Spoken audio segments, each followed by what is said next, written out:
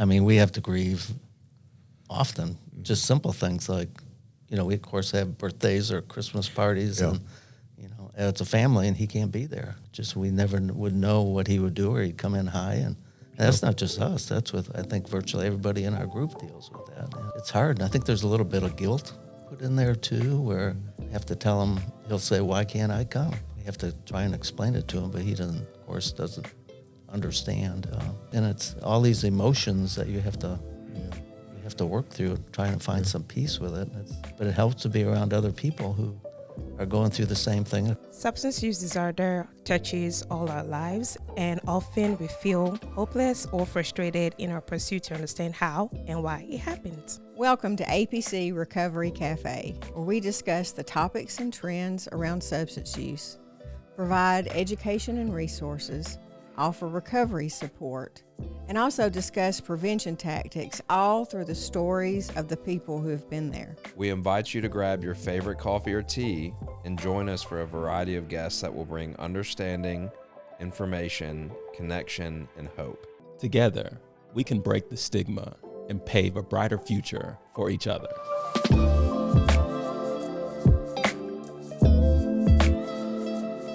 Hey folks, welcome into this episode of the APC Recovery Cafe. My name is Art Wimberly. I'm a person grateful to be in long-term recovery, and I'm a volunteer at the Addiction Prevention Coalition. And here in the studio, I'm with the Executive Director, Carie Wimberly. Good morning, Carie. Good morning, Art. Hey. Would you like to introduce our guest for today? I would. So excited. Today we have Dave Urech with us. And Dave and his wife, Laura, are, first of all, really good friends of Art and mine. But also, Dave is the facilitator for a family support group that we have that meets weekly in person.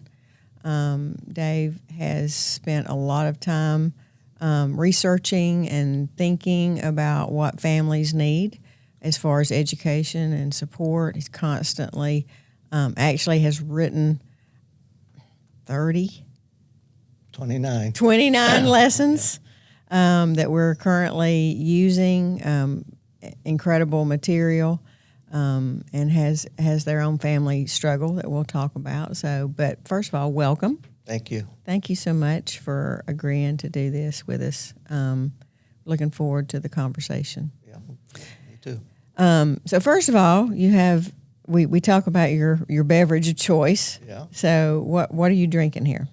I am drinking a decaf latte because they didn't have decaf coffee. Oh, okay. So latte is not your normal. No. It's just plain black coffee. Yes. No cream. No cream. Cream. Yeah. No sugar. No sugar. Yeah.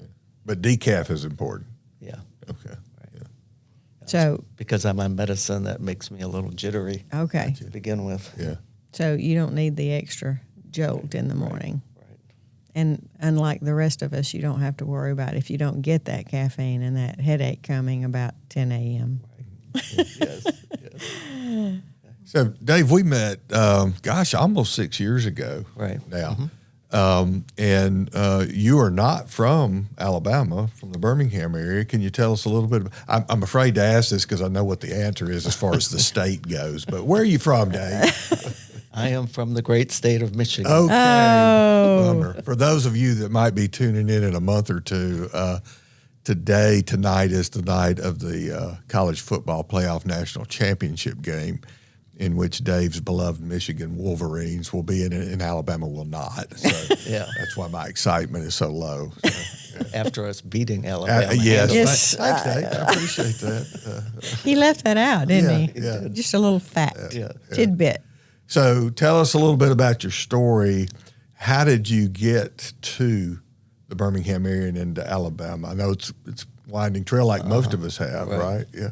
Yeah, well, I had a corporate job, so we've lived in many states, and we were living in Lancaster, Pennsylvania, about an hour west of Philadelphia.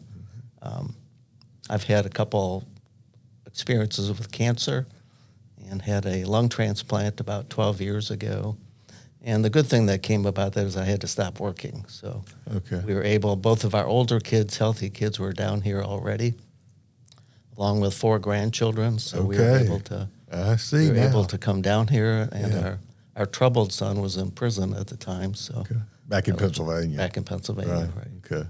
Yeah, grandchildren will get people to move a long way. Yes. That's good. Right, yeah. right.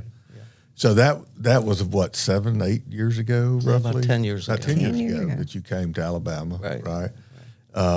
And then we met, as I said, around 6 years ago. Primarily, it was around the issue of the son that was struggling with substance use and all the attendant consequences Right. that had come from that. Is that accurate? Yes. Yeah. And I think at that time, as a couple, you guys as a family were trying to figure out, okay, with this new reality that we've got here, we've been struggling with for years, what do we do to actually get some support, education, kind of try to figure out what to do with this, because it's a difficult track. So can you talk a little bit about that? Yeah. I mean, by that time, we had been dealing with our son for 8 or 9 years, and we tried to get support from kind of normal counselors, and they weren't very helpful, and they weren't addiction experienced either. So we really struggled, and probably for those years, we did the opposite of everything that's in our lessons today. so, Like us. Like us, Yeah. like You so le- many you of learn- us. you learn we what did. not to I do. don't know how many phones we bought him, how many times we paid utility bills, how many cars we bought, thinking that was going to help. And Right. if he only got a job, and Yeah, I mean it's a fairly normal reaction for parents to kind of keep doing the things they thought they were supposed to do, Right. and when addictive behavior enters the picture, the dynamic has to change. But sometimes we're slow in the uptake. I know we struggled with that too. Yeah. You have a question? I Yeah. think. So can you talk us through like what you're, comfortable sharing as far as his journey? Like, I mean, as you go back and look now, when did it start, or how did it progress? Well, it was probably at least in our knowledge or Yes. awareness. Yes. It probably was a slow progression. Yep. We adopted him when he was 4 months old. Okay. And we knew we didn't have any information on the father, but the mother we knew had addiction, and the grandparents mental health issues. So we always knew there was a chance. And Genetic. but he was a good, happy kid till like 13 or 14 years old. Okay. But then we started seeing little things that Yes. were concerning, and we probably wrote it off as adolescence Yeah. to some degree. Because it looks similar. I mean, Right. I know when we're talking to parents now, it's like, you give them the signs and symptoms of a young teen, and they're like, well, that looks It's pretty like. much every teen that's ever lived, right?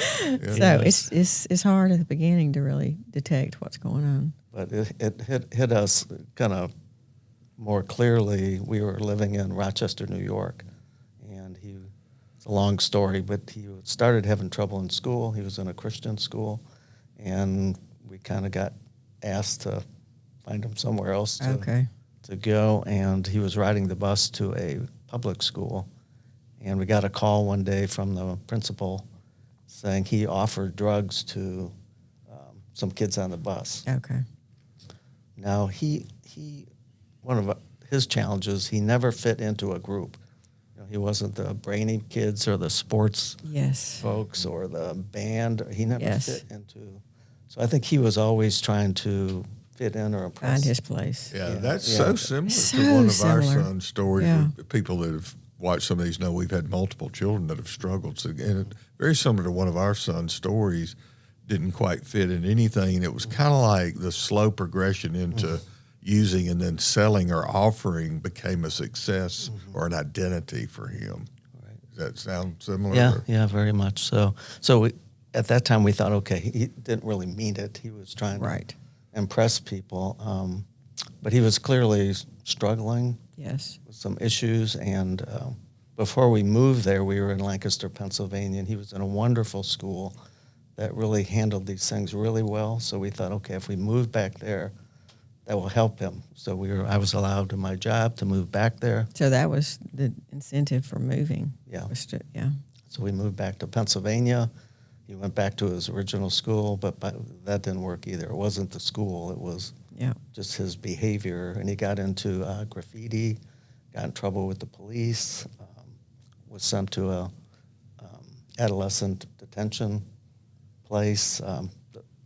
The county there handled things very well, had counseling. But he wouldn't show up. Okay. So Laura and I got a little counseling. Yeah. But that kind of started a process, and we knew enough to start setting boundaries. Right. And he had trouble. I mean, it's a long story. Yes. I won't go into all the details. Yeah. But he didn't graduate from high school. He was causing trouble in the house. Yeah. And we kind of gave him a choice. Either you do the X, Y, and Z, or you're going to have to leave our house. Right. He chose to leave our house, but he was always in the area. He'd stay with friends sometimes who were kind of the same mindset. Right. And sometimes he'd bang on our door in the middle of the night and wake us up, and the neighbors and he wouldn't stop. We had to call the police a couple times, and I'm so sorry. I know how like difficult that is. We were just doing the things wrong. We weren't. So when we moved here, that's when, of course, we got connected with you guys in your group, and we started learning. And we ignored advice first because he was getting out of prison. Right. And you and Art and the counselor said you shouldn't let him come home, which we did, so foolishly. So anyway, that started. Yeah. Kind of having to repeat again and figure out, yeah. So, but to finish it, he just progressed. He got into guns and got charged with stealing a gun. He was just, going downhill for a long time. There was a time I was volunteering at our church, and the secretary came in and said, I just came in from lunch, and your son and a girlfriend are out there putting needles in their arms. Oh, gosh. So he ended up getting sent to prison in Pennsylvania, and while he was in there, we moved down here and got connected with you guys. Yeah. So, first of all, your willingness to walk in the door to a family support group. I know that is a hurdle for lots of people. Right. So, how did you get ready enough to do that? What drew you? What gave you the courage to walk in there? Talk about that a little bit. Well, I think two things. One is we were desperate. Yes. I mean, we knew there was a better way to handle it than we were handling it. Yeah. And secondly, I think just talking to Art. I mean, that kind of broke the ice for us, and that's why I try and encourage people to call first and talk to Art or talk to me. Yes. We can answer questions and ease their mind. Start that conversation. Just like you in there have gone through exactly. Yeah. So there's no judging or. Yeah. That's one thing I've really appreciated about your approach is the personal approach. Yes. It would be so easy just to, send a text or an email or but your encouragement to family members, whoever they are, when they're trying to decide if this group would help or whatever, is hey, I'll pick up the phone and call you. Call me, and you've been really good about doing that. And I really do think that makes it safer and more inviting for people to come. So thanks. Yes. I think part of the hurdle is the unknown. Yes. How many people are there? What's it like? What's the room like? Yes. Well, I know, we were in the recovery circles early before we kind of did the family support group, but there was a season where we had not been in one for quite a while, and then we started the one at Moore. And I know that for myself, there's some sort of something that happens in that room, like just doing the introductions. Like I tell, like when somebody new comes in, you can almost see their shoulders drop, because as in, oh my gosh, I found my people. Because so much of the time you're navigating, emotionally and psychologically what you can share or should share with people, whether that be family or friends or, people at church.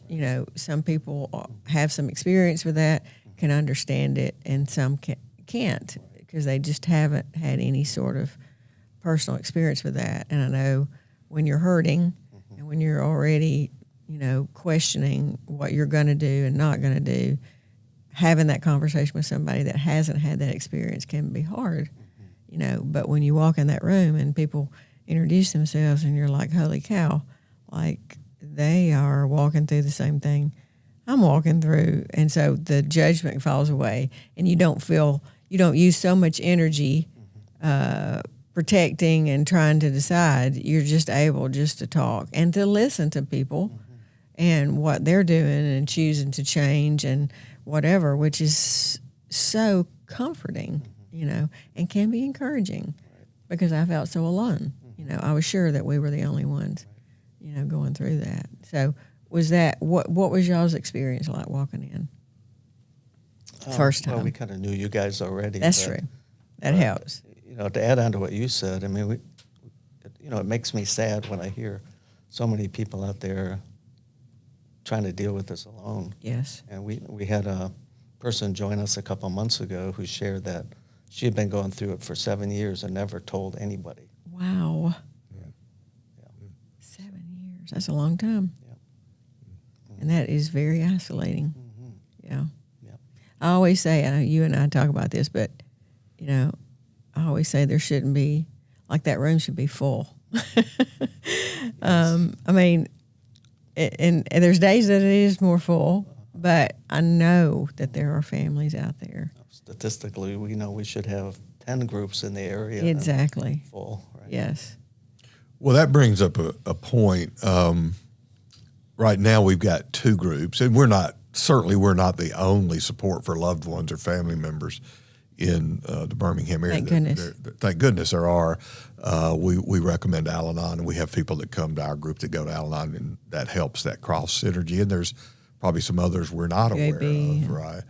But we currently are facilitating 2 groups. The group Carie and I attend is on Thursday night in Jefferson County, and the group that you and Laura facilitate on Monday nights at Asbury United Methodist Church down in Shelby County, right? Right. So one of the points we kind of just stumbled onto is that concept of replicating this type of environment all around central Alabama, wherever the need is, which is everywhere.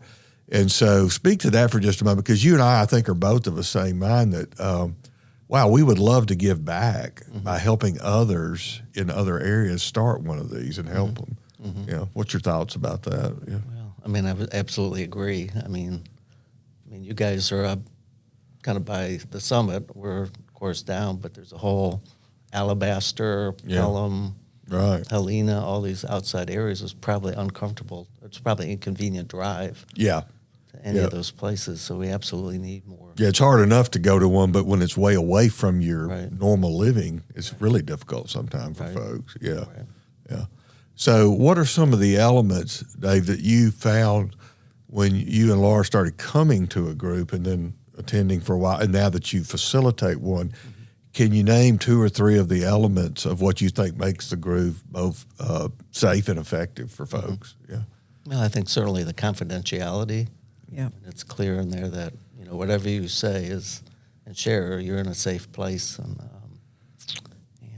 I think just the atmosphere. I mean, people are just very, people going through that situation tend to be in a mindset of just being humble and hurting and willing to help other people.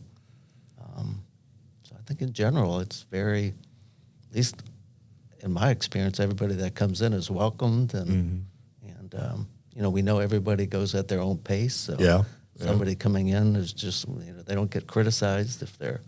That's a great point.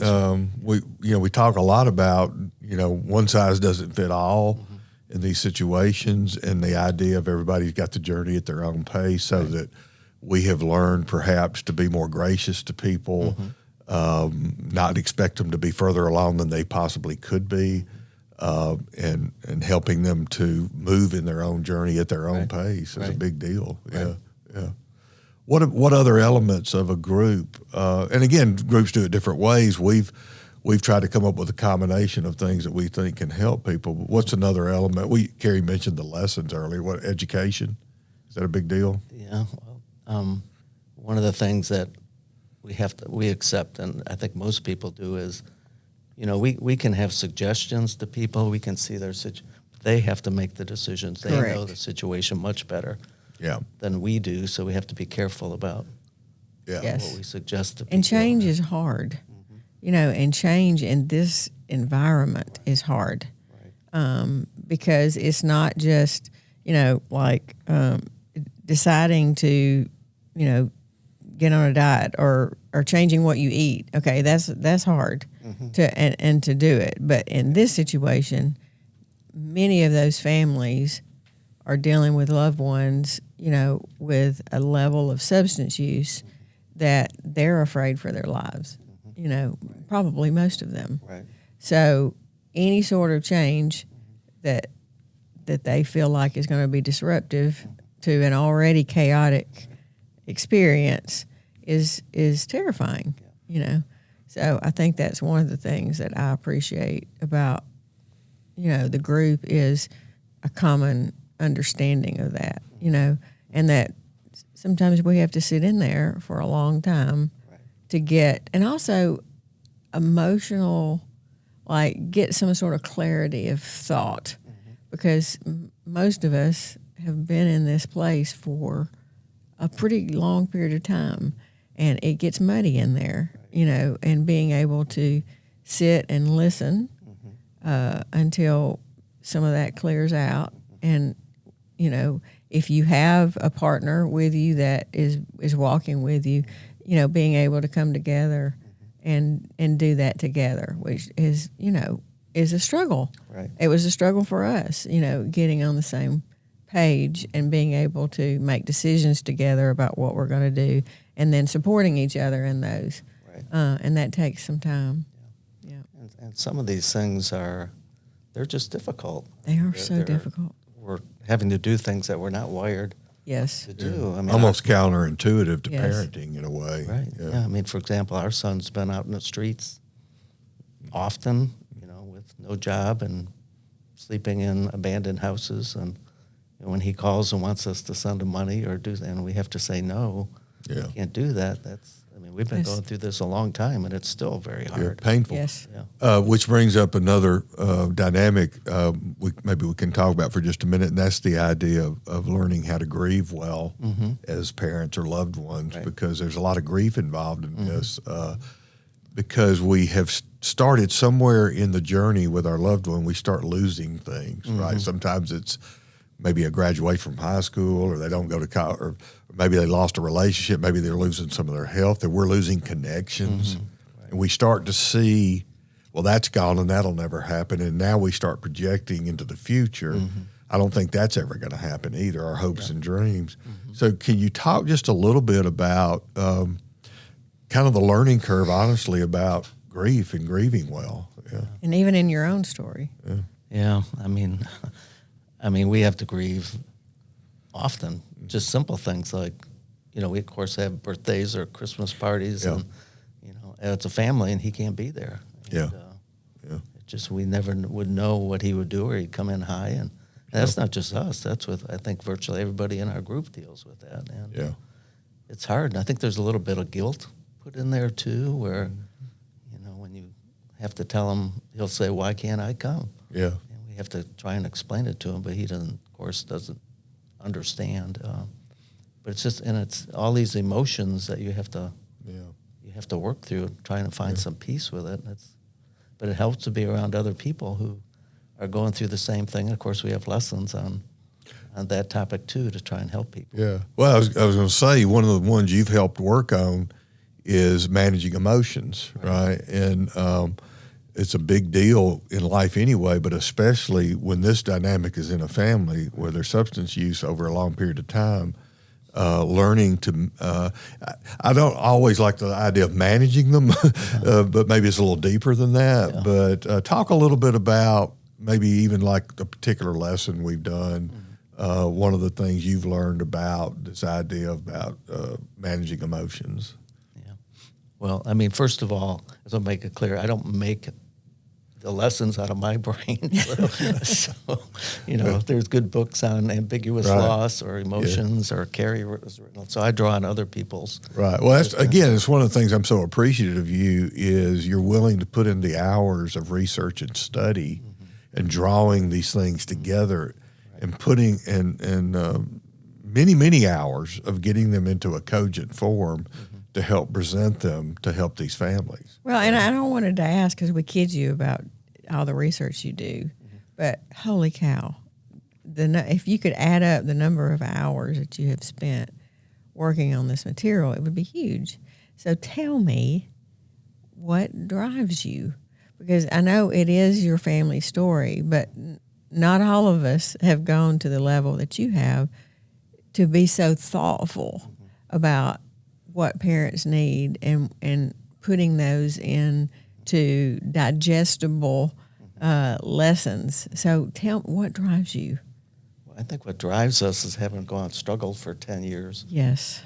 With being, I don't want to say ignorant, that's probably not the right word, but just uneducated. Uneducated or just, knowing how we suffered. And almost certainly we caused our sons, you could argue, potentially delayed his getting well because we did things that enabled him and allowed him to keep doing what he was doing. And so I think that pain kind of motivates us to help people so they don't have to at least do what we can do so they don't have to go through possibly what we've been through. Right. And I mean, we can see the difference of how we used to be and how we are now. I mean, we used to be stressed and losing sleep and anxious and fearful and all these things, and even though it's still hard, we're far better.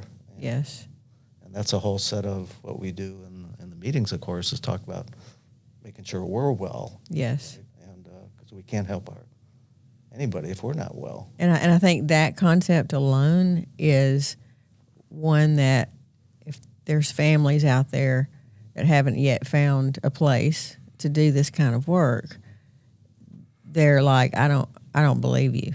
You know what I'm saying? Like, if your son's not better, not in a place that you feel like he's better, how in the world can you be better? Because the connection is so strong there. Right. So talk about that for just a minute. What has that been like for y'all to get better? What have you had to do, put in place, practice? Yeah. Well, I think when you first get into it, you think this can't be too complicated. Yeah. But it is complicated, right? Very. Why we have so many lessons. It's complex. And books and so many books on the topic. And so I think it's just a gradual, and it takes time, right, of just absorbing what you learn and putting it into practice. And, it's like boundaries, right? I mean, we can make boundaries and talk about boundaries and put in things, but then you got to enforce it. Right? Exactly. And consequent. That's hard. Yes. Yeah. So it just takes time and encouragement and learning from your mistakes. And we still make mistakes. So, Yep. So we've talked a lot about the educational component. Let's switch gears a little bit to maybe the communal component of sharing, because people might get the idea that we come and meet for an hour and a half and it's all about somebody lecturing, right? But we work through the lessons as a group together. Yeah, they're all interactive. Yeah, and, right. very interactive, not just somebody standing up, slideshow and teaching, but working through it together so that everybody interacts at the level they wish to, which then brings more experience and wisdom into the room. But there's another component that's each week with a family support group, which is just the idea that I'm going to have a moment or two or a few minutes in which I can just openly share what's going on, the good, the bad, and the ugly. Talk a little bit about that. Yeah, just to add to what you said, we also bring in speakers too on the topic, and there's some great videos, so we supplement lessons with videos. You're always looking for good resources, both about addiction but also about recovery and about family dynamics. Right. Yeah. Right. So how important to you do you think is the sharing component? I'd say it's at least equally important to the lessons, and That's something I've had to learn because I tend to be structured. You and me both. Some of the harder, more emotional people in my group Carie has to remind, hey, maybe we should just start with sharing this week. Yes, right. And especially with new people coming in. Yeah. I mean, sometimes they need time they need to just get it out. Unload. Right. Or somebody's going through a crisis. So, I mean, sometimes we don't even get to the lesson. Yeah. I mean, people just need to talk. We experienced that this last week. I was going to say this last week. It's like we were sitting down. It was a smaller group, but we had a new person, and I looked over at Art and I was like, "Hey, let's share first, and let's give people, because we're coming off the holidays, give people a chance instead of just a normal introduction. It's like, hey, how have the last 2 weeks been? You know, talk about the good, the bad." The ugly, you know, what's been good, you know, and Art does a good job of encouraging people to let's talk about some good things, you know, just give people a chance to share and kind of decompress from what they've been walking through. And the sharing was so rich, you know, and I could tell that it mutually beneficial, you know, for people to hear.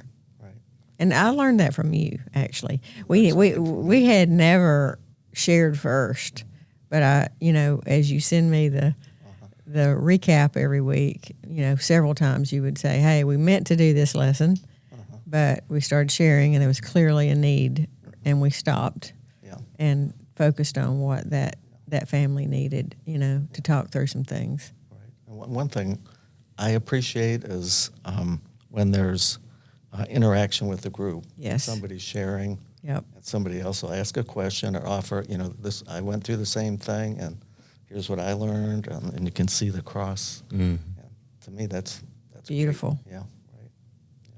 Because the person not only feels heard, but they also feel like, okay, there are other people doing some things, and these are some things they've tried. Right.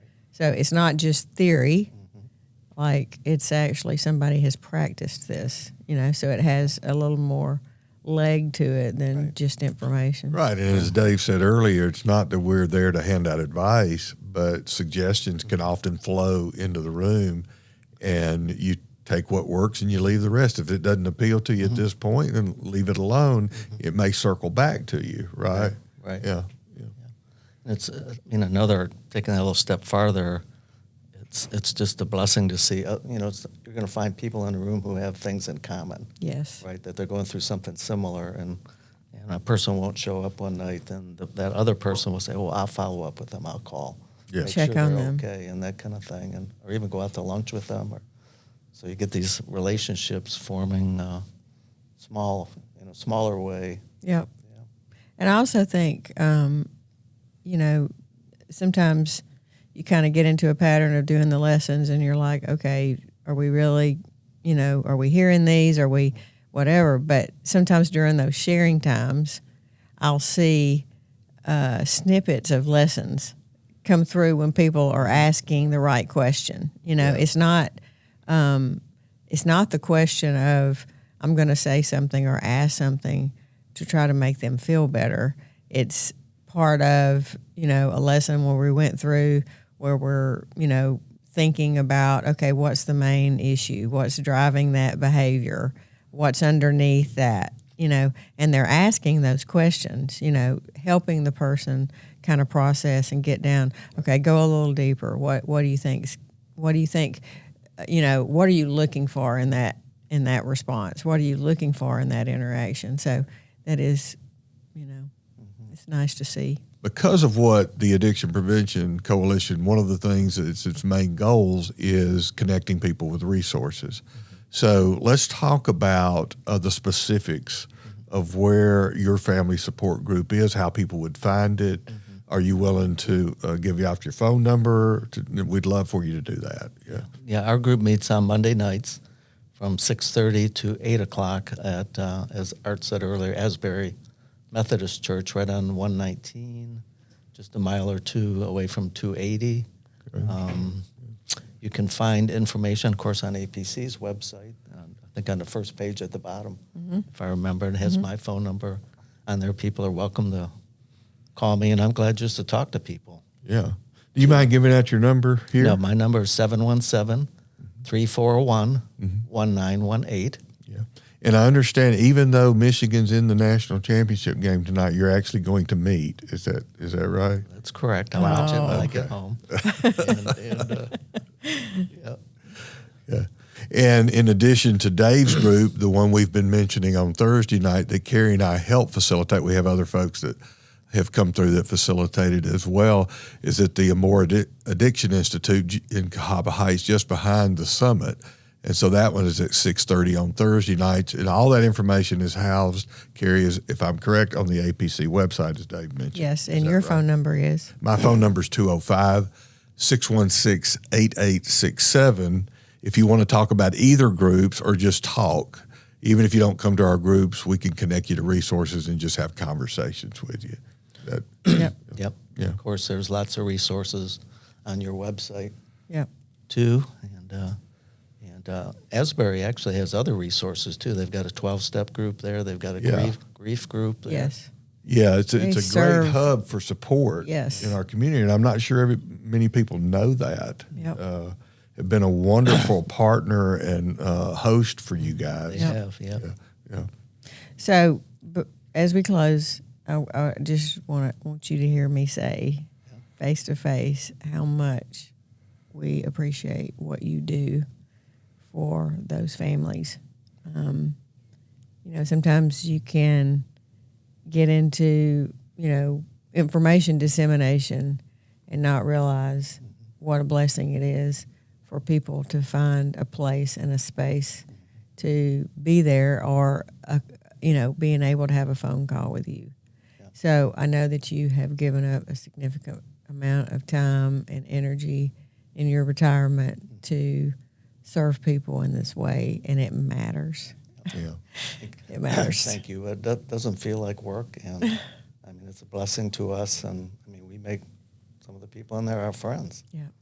So we make friends to get to know some wonderful people. So yeah, well, we appreciate you guys. We love you guys anyway, but appreciate what you do. yeah, thank you. Yeah, thanks for what you and Laura do. Very faithful. Well, folks, thanks for joining us for this episode of APC Recovery Cafe. If you find yourself in this situation as a family member, a loved one connected to someone who's struggling with substance use disorder, and you want support and help, please reach out to us. Thanks, and we'll see you next time.